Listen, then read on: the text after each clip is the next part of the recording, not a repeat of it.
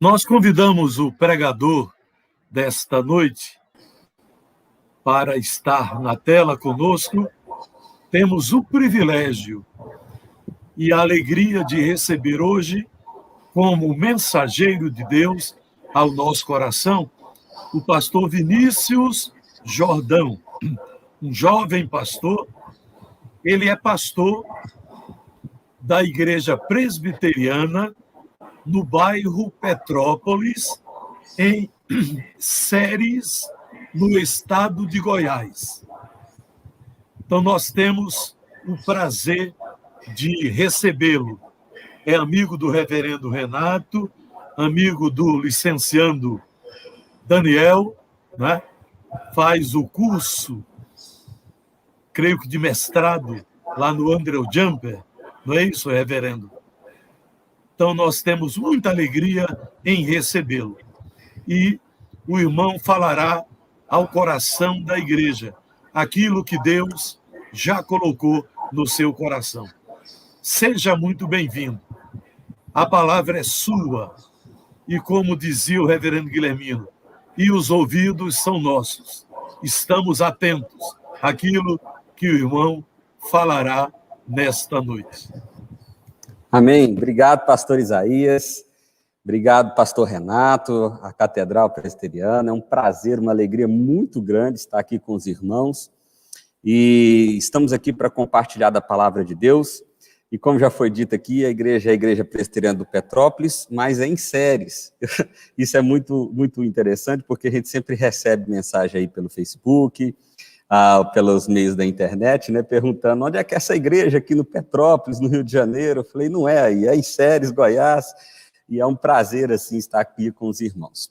Bom, mas vamos lá, eu queria compartilhar com os irmãos a palavra de Deus no texto de 1 Samuel 17, 1 Samuel 17, dos versos 41 até o verso 45. Talvez os irmãos possam estar usando a outra versão, eu vou estar usando a versão NVI. Eu espero que não seja um problema aí para que os irmãos possam acompanhar. 1 Samuel 17, do verso 41 até o verso 45, diz assim: Enquanto isso, o filisteu, com seu escudeiro à frente, vinha se aproximando de Davi. Olhou para Davi com desprezo, viu que era só um rapaz ruivo e de boa aparência e fez pouco caso dele. E disse a Davi: Por acaso sou um cão para que você venha contra mim com pedaços de pau? O filisteu amaldiçoou Davi, invocando seus deuses, e disse: Vem aqui e darei sua carne às aves do céu e aos animais do campo. E Davi disse ao filisteu: Você vem contra mim com espada, com lança e com dardo, mas eu vou contra você em nome do Senhor dos Exércitos, o Deus dos exércitos de Israel, a quem você desafiou. Eu queria ter um tempo de oração muito rápido aqui. Queria que você fechasse seus olhos, que a gente pudesse falar com o nosso Deus nesse momento. Pai, obrigado pela oportunidade maravilhosa que temos de nessa noite compartilhar da palavra do Senhor. Ó Deus, obrigado, Deus, pela tecnologia que nos permite estar em diversos lugares, ó Deus, e ainda assim num só coração, em adoração a Ti, ó Pai. Louvado seja o Senhor por isso, ó Pai. Pedimos que a Tua palavra conduza os nossos corações nesse momento, ó Pai, que seja o Espírito Santo do Senhor iluminando a nossa mente, ó Deus, e trazendo entendimento e aplicando a palavra do Senhor aos nossos corações. Que o Senhor possa me usar como Teu instrumento nessa hora, ó Pai, apesar de mim. Assim oramos em nome de Jesus. Amém. Meus irmãos, a história de Davi e Golias é uma história muito famosa. Mesmo que você não seja cristão, é bem possível que você já tenha conhecido essa história. O pequeno Davi contra o gigante Golias. E o que eu quis falar nessa noite é justamente sobre como nós lidamos com o nosso medo. Mas eu queria apresentar uma perspectiva talvez diferente, talvez que você ainda não tenha ouvido sobre essa história. Porque normalmente essa história é apresentada, nós precisamos lidar com os nossos medos, e os medos aqui estão representados por Golias, o gigante, e Davi, então, é o grande corajoso que vence o seu medo. Mas, na verdade, a Tim Keller faz uma abordagem desse texto que eu gosto muito, que ele diz que, na verdade, esse texto apresenta dois tipos de coragens, e apresenta três perspectivas de como lidar com medo. E é sobre isso que eu quero falar com você nessa noite, sobre Como, então, nós lidamos com medo? A primeira forma de coragem que esse texto nos apresenta é justamente a forma de Golias. É a coragem da auto-performance. Ou seja, se você olhar para todo o capítulo 17, aqui eu quero destacar alguns versículos, você vai ver que Golias acreditava em si mesmo e por causa disso ele tinha coragem. Por exemplo, o verso 4 diz assim: um guerreiro chamado Golias, que era de Gate, veio do acampamento dos filisteus, tinha 2,90 metros de altura, e no decorrer do versículo você vai vendo que vai discorrendo acerca do peso da armadura e qual era a armadura que ele usava. O verso 8 diz: Golias parou e gritou às tropas de Israel: por que vocês estão se posicionando para a batalha? Não sou eu um filisteu e vocês não são servos de Saul? Escolha um homem para lutar comigo. Olha para você ver. Golias evoca uma tradição da época que era de, ao invés dos exércitos se enfrentarem, você escolhia o melhor de cada exército e eles lutavam, então, representando cada um seu exército. E Golias, obviamente, se via como o melhor dos exércitos filisteus e provavelmente ele, de fato, era o melhor do guerreiro do exército dos filisteus. Mas o verso 10 ainda diz: eu desafio hoje as tropas de Israel, mandem um homem para lutar sozinho comigo. Verso 16 ainda diz: durante 40 dias o filisteu aproximava-se de manhã e à tarde tomava sua posição. Aqui o verso 16 está mostrando que durante 40 dias o Golias ia pela manhã e pela tarde à frente do seu exército e desafiava o exército de Israel com o mesmo desafio: mande alguém para lutar comigo. Golias não tinha medo de perder, ele não tinha hora nenhuma, ele tinha qualquer dúvida que ele iria ganhar. Mas qual era a motivação do coração de Golias? O que dava coragem para Golias? E aí eu quero destacar pelo menos 5 pontos aqui que dava coragem para Golias. O primeiro é o seguinte: ele tinha uma elevada autoestima. Ele acreditava nele mesmo, ele acreditava que ele podia, ele tinha fé nele mesmo. A segunda razão é que ele confiava nos seus talentos. Afinal de contas, você vai ver no discorrer da conversa de Saul com Davi, que Saul descreve Golias como um experiente guerreiro. Ele acreditava naquela experiência e na força e nos talentos que ele tinha desenvolvido. Ele também acreditava na sua própria força, um homem de 2,90 metros, um homem que era enorme, já para os nossos parâmetros e também pelos parâmetros da antiguidade. Em quarto lugar, ele confiava em suas ferramentas. Há uma descrição detalhada de como era a armadura de Golias, de como ela era pesada, de como ela era forte, porque ele confiava nisso. Então, em quinto lugar, ele confiava somente na vitória. Ele só visualizava a vitória. E veja bem, não é muito difícil a gente ver pessoas instruindo a gente a enfrentar os nossos medos com essa mesma perspectiva. Por exemplo, se você for dar uma observada na Universidade da Flórida, principalmente na área da psicologia, ensina que para lidar com os medos, é preciso estar relaxado, imaginar o medo e a situação de medo se aproximando, e você simplesmente imaginar-se passando por essa situação. E assim você vai ter o sucesso. Isso me faz lembrar da minha esposa. A minha esposa tem muito medo de barata, até mesmo da barata morta. O medo é tão grande que se tiver uma barata morta no corredor, ela para, não antes de dar um grito, é claro, e volta correndo para trás, ainda que a barata esteja morta. E alguém poderia dizer para ela assim: é simples.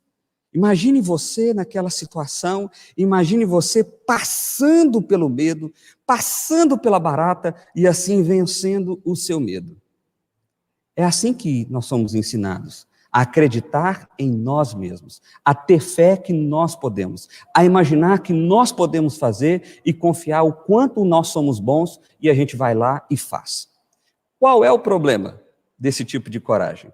O problema é que isso não muda a realidade de que a barata está ali, seja viva ou seja morta. Ou seja, isso não muda a realidade de que nós estamos no mundo caótico, de que nós estamos no mundo corrupto, de que nós estamos sujeitos a doenças, hoje ainda, mais do que nunca, que nós estamos sujeitos a situações financeiras difíceis, a acidentes, ao inesperado. Como então a gente vai lidar com medo se simplesmente imaginar que nós podemos passar por ele não muda o fato de que ele existe? Resumindo, a gente poderia dizer o seguinte: não se vence o medo apenas ignorando a sua existência, pois isso não muda o fato de que ele existe. Essa é a primeira forma de você ter coragem. Você acredita em você mesmo, você acredita nas suas ferramentas, você acredita na sua capacidade, você acredita na sua força, e você fecha os seus olhos, finge que o medo não existe e vai para cima. Isso não muda. Essa é a primeira perspectiva. A segunda perspectiva é os que não têm coragem, os sem coragem, os amedrontados. Porque a gente esquece que esse texto apresenta para nós 3 personagens, ou 3 tipos de pessoas aqui. Golias, o grande corajoso que acreditava em si mesmo, mas também os que não tinham coragem nenhuma. Observe comigo o verso 11, diz o seguinte: ao ouvirem as palavras dos filisteus, Saul e todos os israelitas ficaram atônitos e apavorados diante daquele desafio daquele gigante. O verso 24 ainda diz: quando os israelitas viram o homem, todos fugiram com muito medo. Quando Davi se encontrou com Saul, o verso 33 diz: respondeu Saul, você não tem condições de lutar contra esse filisteu, você é apenas um rapaz e ele é um guerreiro desde a mocidade. Saul não acreditava que Davi podia. E ainda no verso 38, Saul faz o seguinte: então Saul vestiu Davi com a sua própria túnica, colocou uma armadura e o capacete de bronze na cabeça. Saul disse meio que assim: você quer ir? Então vá, mas pelo menos use a melhor das armaduras. Mais uma vez, uma segunda forma de você lidar com o medo é você fugindo dele. É você tentando desaparecer, é você se encolher, é você simplesmente encontrar-se no canto da sua sala, ali, quase que numa posição fetal e apavorado, sem saber o que fazer. Quantos de nós já não nos sentimos assim? Quantos de nós já não teve esse sentimento de impotência, de incapacidade, onde o medo tomou conta do nosso coração de forma que a gente não sabia nem qual a posição tomar, qual direção ir, o que fazer? Afinal de contas, parece ser uma situação intransponível. Era isso que estava acontecendo com os soldados e com Saul. Eles não tinham coragem, eles não tinham como lidar com isso. E às vezes é assim que nós lidamos com o medo. Nós simplesmente nos entregamos a ele e não vemos como superá-lo. Bom, a terceira forma de você ter coragem, então, apresentada por esse texto, é o nosso personagem Davi. Davi tem uma coragem extraordinária. Mas observe que há um detalhe na coragem de Davi. Diferente da coragem de Golias, ele não confia em si mesmo. Observe comigo o verso 26. O verso 26 diz o seguinte: Davi perguntou aos soldados que estavam ali ao seu lado: o que receberá o homem que matar esse filisteu e salvar a honra de Israel? Quem é esse filisteu incircunciso para desafiar o exército do Deus vivo? Verso 32, Davi conversando com Saul disse o seguinte: Davi disse a Saul: ninguém deve ficar com o coração abatido por causa desse filisteu, teu servo irá lutar com ele. Imagina Davi, pequeno, baixo, novo, e ele simplesmente vira para Saul: por que vocês estão com medo? Que medo é esse, rapaz? Vamos lá, eu vou enfrentar esse homem. E o verso 36 ainda diz assim: teu servo é capaz de matar tanto o leão quanto o urso, esse filisteu incircunciso será como um deles, pois desafiou o exército do Deus vivo. E ainda do verso 45, quando Davi fala com o filisteu, olha o que ele diz: você vem contra mim com espada, com lança e com dardo, mas eu vou contra você em nome do Senhor dos exércitos, o Deus dos exércitos de Israel, a quem você desafiou. Hoje mesmo o Senhor entregará nas minhas mãos, e eu matarei e cortarei a sua cabeça. Hoje mesmo darei os cadáveres do exército dos filisteus, às aves do céu, aos animais selvagens, e toda a terra saberá que há um Deus em Israel. Qual é a grande diferença da coragem de Davi para a coragem de Golias? Em primeiro lugar, Davi não confia em si. Davi não confia em si. O tempo inteiro ele está dizendo que ele desafiou o Senhor dos exércitos. O tempo inteiro ele está dizendo que é o Senhor dos exércitos que vai dar a vitória. O tempo inteiro ele está confiando num Deus que fará por ele. Em segundo lugar, ele não confia nas suas ferramentas. Quando ele coloca a armadura de Saul, ele fala para Saul: olha, eu nunca usei esse negócio, eu não dou conta de usar isso, e tira aquela armadura e vai lá com o estilingue dele para poder enfrentar aquele gigante. Em terceiro lugar, ele não confia na sua força. Davi não achou que pela sua força, até porque não dava nem para comparar a força de Davi com a força daquele gigante. Em quarto lugar, ele confia em Deus. Ele confia em Deus. Mas observe que há uma semelhança entre Davi e Golias. Ele só visualizava a vitória. A diferença é que Golias visualizava a vitória por causa da sua capacidade, porque ele podia fazer. Davi visualizava a vitória por causa do que Deus podia fazer. A vitória era por causa do Senhor. Ele era apenas um instrumento. A gente sabe da história. Davi pega aquele estilingue, põe a pedrinha, lança, bate na testa do gigante, ele cai e morre. Alguns relatos de historiadores que dizem que em Roma, o exército romano antigo usava esses estilingues como arma e que uma pedra poderia chegar a 60 km por hora. Então aquilo de fato era mesmo uma arma. Mas Golias era confiante demais para poder enfrentar Davi. Ele achou que Davi não oferecia nenhum tipo de perigo. E Davi era confiante demais em Deus para fugir de Golias ou para se entregar ao medo, como o exército e Saul havia feito. Sabe, a grande questão aqui é a seguinte: o que a coragem em Deus te motiva a fazer? Porque essa é a grande diferença. A gente vê um homem que tem coragem e um homem que tem coragem por causa de Deus.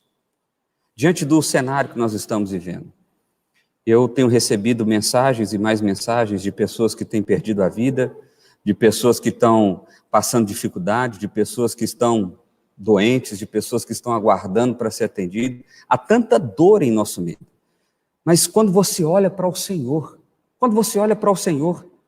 o que olhar para o Senhor, ver a mão do Senhor, ver que há um Deus soberano, majestoso, dono de todas as coisas, ver que há alguém que de fato está cuidando de nós, o que isso motiva você a fazer? Se encolher no seu quarto e apenas ficar ali vivendo o seu medo, ou de repente olhar para a dor do outro com compaixão, estender a mão, ir mesmo diante do perigo. Observe que é justamente isso que acontece com outros personagens da Bíblia. Quando a gente olha para a história de Esther, a gente vê que ela não queria falar com o rei. Ela estava com medo de falar com o rei, porque ela sabia que poderia ser morta. Mas diante do desafio de Mardoqueu, ela vai. E ela diz: se eu tiver que morrer, eu morrerei. Observe a história de Sadraque, Mesaque e Abidnego. Eles tinham medo diante daquele rei, mas ainda assim eles disseram: sendo o Senhor nos livrando ou não nos livrando, nós não nos curvaremos. Observe Daniel, da mesma forma, não deixou de adorar o Senhor, meu irmão. Isso não é uma coragem sobrenatural, isso não é algo extraordinário que acontece, é uma confiança plena em nosso Deus. Acontecendo ou não, Ele livrando ou não, Ele abrindo ou não a porta, Ele curando ou não, Deus está cuidando de nós. E eu confio nele. O meu futuro está nas mãos dele. O meu amanhã está nas mãos dele. Eu não confio em mim. Eu não confio simplesmente na minha capacidade. Por isso a minha motivação, perceba, não é para você ficar parado. Você vai agir. Agora a motivação do seu coração em agir deve ser uma confiança no Senhor e não em si mesmo. Essa é a grande questão aqui. É por isso que Paulo enfrentou o que enfrentou. Antes ele era um fariseu, ele era um fariseu, aliás, preparado para ser o grande líder daqueles que perseguiram os cristãos. E ainda assim o que fez Paulo? Com o chamado de Cristo, ele se viu como escravo do Evangelho, ele foi perseguido, açoitado, preso várias vezes, ficou sozinho, passou fome. E ainda assim, uma das suas últimas cartas, a carta de Filipenses, ele diz: no Senhor eu aprendi a ter alegria. Eu aprendi a viver com alegria no grande, no pouco. Por quê? Porque Paulo encontrou a verdadeira alegria. A alegria de estar em Deus, apesar do sofrimento, apesar da dor. Era isso que dava coragem para Paulo, mesmo preso numa prisão, cantar junto com Silas. Porque ele olhava para o Senhor, ele via a obra do Senhor. E aqui eu preciso tratar uma coisa muito interessante com você.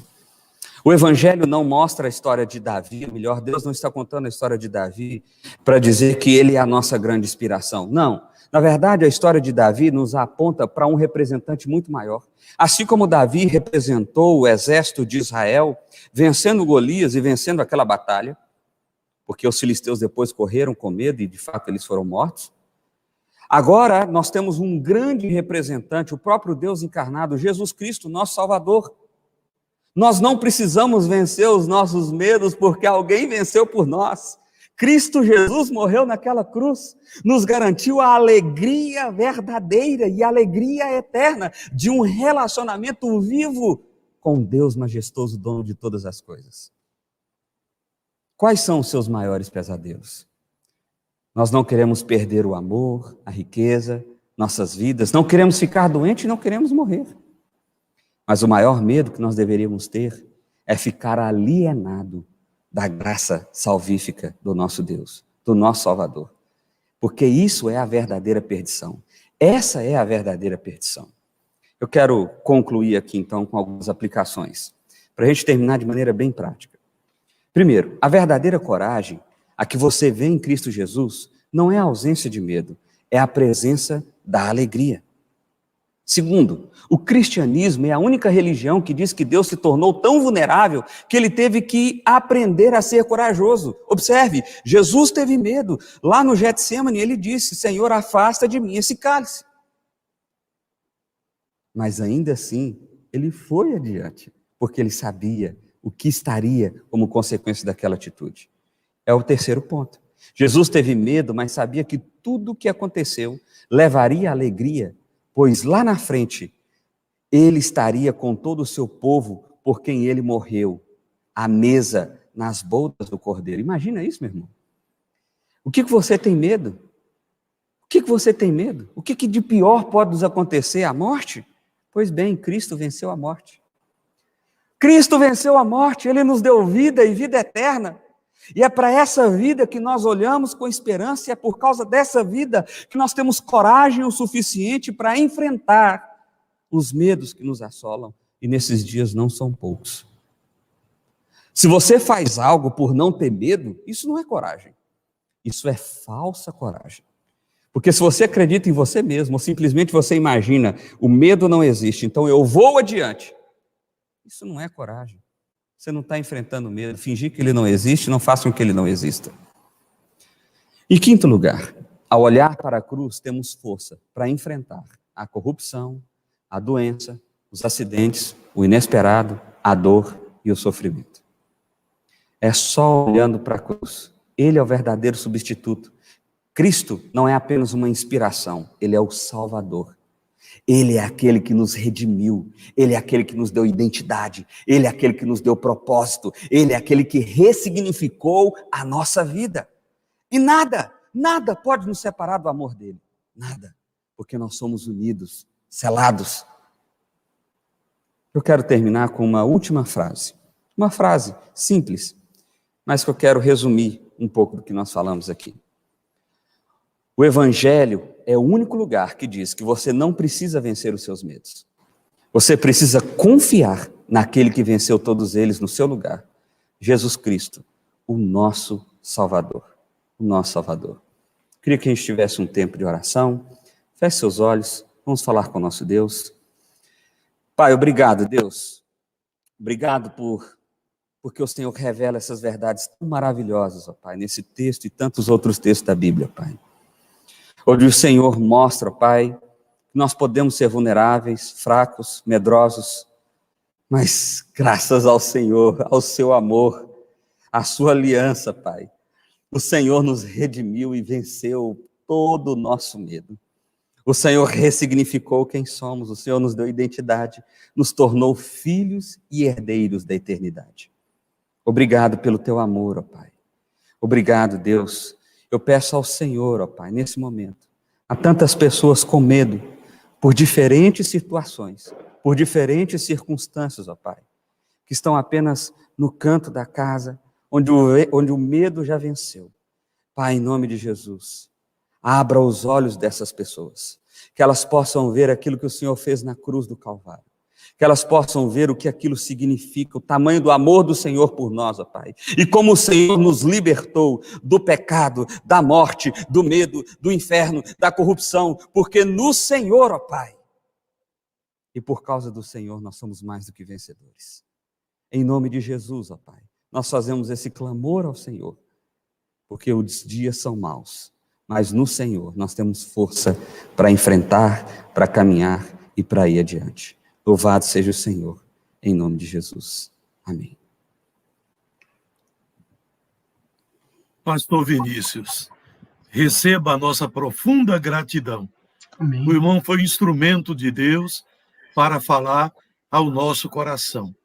Que Deus o abençoe, abençoe a sua família, abençoe o seu ministério, que a graça do Senhor esteja sempre sobre a sua vida e que o irmão continue a ser usado pelo Senhor para a glória do nome dele. Nós vamos ter um momento de oração e o nosso irmão Daniel vai nos conduzir neste momento. Irmãos, nós temos a oportunidade de sermos confrontados pela palavra do Senhor, e uma palavra como essa que nos garante a certeza de que o Senhor enfrentou tudo no nosso lugar. Nós podemos colocar diante dele aquilo que tem afligido o nosso coração. Eu quero convidar você a compartilhar, se assim for a sua vontade, compartilhar os seus motivos de oração no chat, seja no Facebook, seja no YouTube, para que oremos juntos uns pelos outros. Um privilégio que nós temos vivido como igreja é a oportunidade de orarmos uns pelos outros, seja com pedidos, seja com agradecimentos. E eu quero convidar você para que faça isso.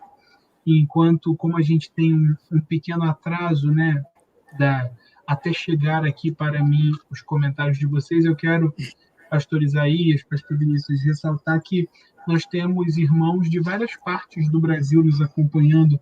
Temos irmãos de Séries, lá em Goiás, imagino que convidados pelo pastor Vinícius. Que bênção, meus irmãos, estar com vocês, de verdade, é uma alegria. Mas nós temos também irmãos de Minas Gerais, da cidade de Ipatinga, lá de Pernambuco, do Espírito Santo e de alguns municípios aqui do Rio, como Barra do Piraí. Então, é uma alegria, meus irmãos, estar com vocês nessa noite. O Senhor abençoe muito a vida de cada um. Enquanto isso, nós vamos colocar aqui os pedidos de oração. Começaram a surgir alguns pedidos aqui. A Denise pede por ansiedade, por pânico. Denise, que o Senhor trabalhe, abençoe a sua vida. Nós vamos orar por você, que acalme seu coração, guie você pelos melhores tratamentos, mas saiba que estaremos orando, viu? Por você. Por enquanto, pastores, só esse pedido que chegou. Geralmente costuma demorar um pouco, isso quando os comentários do YouTube dão uma bloqueada aqui, mas eu acho que não é o caso, porque eu estou recebendo os do Facebook. Mas nós podemos colocar diante do Senhor, né, essa situação. Eu estava conversando com o pastor Vinícius e a cidade lá de Séries, apesar de ter uma estrutura boa de hospital, está com um problema, né, como todo o país, o Rio de Janeiro. Então, nós vamos colocar isso diante do Senhor, a situação do nosso país. O Luiz Henrique, nosso diácono amado, pede pelo pastor Fernando, que está se recuperando de Covid. Está em Curitiba, tem 90 anos. Que o Senhor abençoe o pastor Fernando. A Nádia pede oração pela Elaine, irmã, diagnosticada com Covid. Vamos orar. A Odete pede pela pequena Sara, 8 anos, com tumor no cérebro. Que o Senhor abençoe a vida da Sara, dos seus pais, traga cura, abra portas de tratamento. Odete, nós vamos orar pela Sara e pela família. O Reinaldo Ceia está pedindo oração pelo Rafael, que está com crise de pânico e depressão, né? São doenças que têm afligido tantas pessoas. Vamos orar pelo Rafael. A Abinha, nossa querida Débora, pede oração pelo sobrinho que está com Covid. Vamos orar. Aí a Odete, ela novamente fala para a gente orar pela cirurgia. Eu imagino que se refere a Sara, né, referente ao tumor. Vamos orar. O Mateus pede por ele, pela sua família e pela série que ele tem produzido. Que o Senhor abençoe. Vamos orar.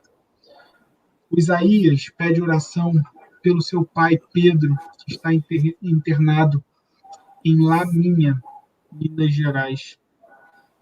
Isaías, vamos orar. Tem outros pedidos relacionados à família, pela saúde dos membros da sua família. Oração pela Malu, filha do presbítero Maurício. É verdade, enquanto estava aqui offline, aqui atrás eu recebi também o pedido de oração para que a gente ore pela Malu, pela filha do presbítero Maurício. Ela sofreu um tombo e carece das nossas orações, está indo para o médico e precisa das nossas orações. Mas, meus irmãos, também outro pedido que surgiu aqui no grupo da nossa igreja é referente a Jussara, que será mais uma vez submetida à infusão de medicamento. Vamos continuar orando pelos nossos irmãos, mas, pastor Isaías, são esses os pedidos que nós temos, muitos pedidos, e certamente nós podemos descansar no Senhor de que Ele venceu tudo em nosso lugar. Podemos pedir ao pastor Vinícius para orar, né? Os nomes já foram mencionados, Deus conhece todos, então ele ora pelos enfermos de forma geral. Com certeza. Vamos lá. Pai, nós ouvimos tantos pedidos de orações aqui, ó, Pai.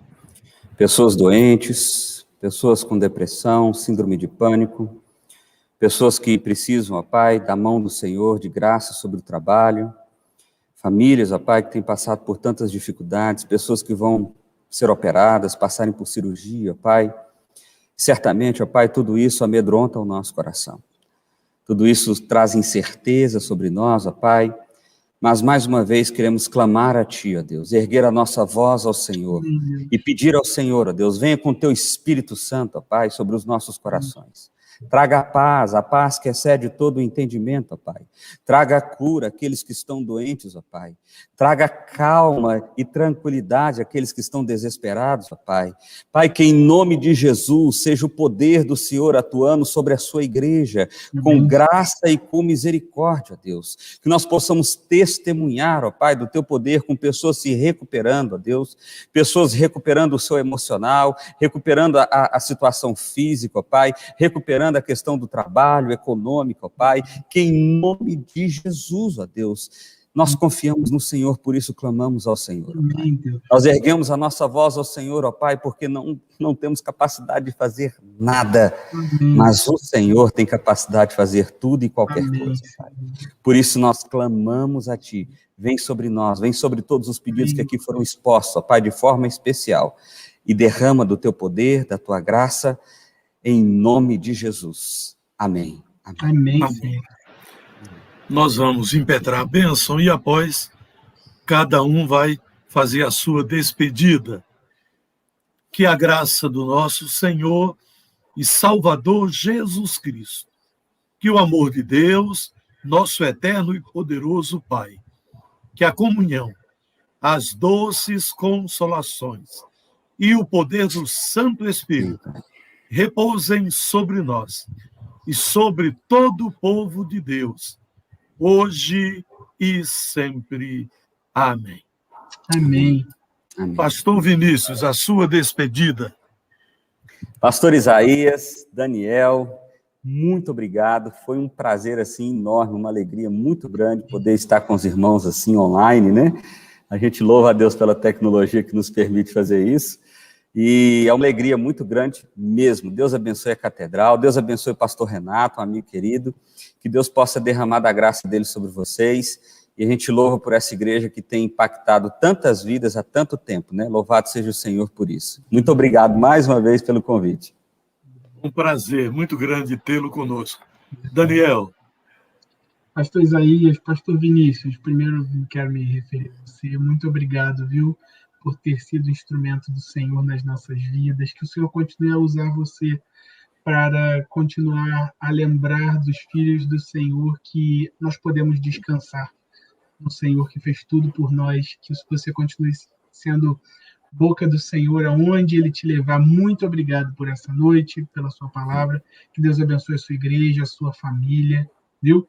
Uma bênção. E é bom a gente ter esses momentos tecnológicos, mas quando acabar isso tudo, nós esperamos por você aqui no Rio de Janeiro. Vai ser uma alegria nos conhecermos pessoalmente, vai ser uma bênção mesmo. E, meus irmãos, todos que estão online nos assistindo, que Deus abençoe a vida de vocês, que o Senhor guarde a família de vocês, a casa de vocês, cuidem-se, nós estamos vivendo um momento difícil, mas nós confiamos no Senhor, fazemos a nossa parte, mas a nossa confiança, a nossa base continua sendo o nosso Deus, que nunca é pego de surpresa. Que Deus abençoe. Foi muito bom estar com vocês mais uma noite. Pastor Isaías, hoje compartilhando a tela com o senhor, que bênção. Deus abençoe a sua casa, a sua vida também. Muito bom estar com você. Daniel, foi um prazer muito grande, né? Que Deus abençoe você, a esposa e a pequena Antônia, né? Amém. Herdeira de tudo. Amém, Pastor Vinícius, foi muito bom estar com o irmão. Esperamos vê-lo logo. Queremos que o reverendo Renato vai convidá-lo outras vezes e brevemente. Que Deus o abençoe. Amém. Receba a nossa profunda gratidão. E a você que nos acompanhou, que Deus abençoe.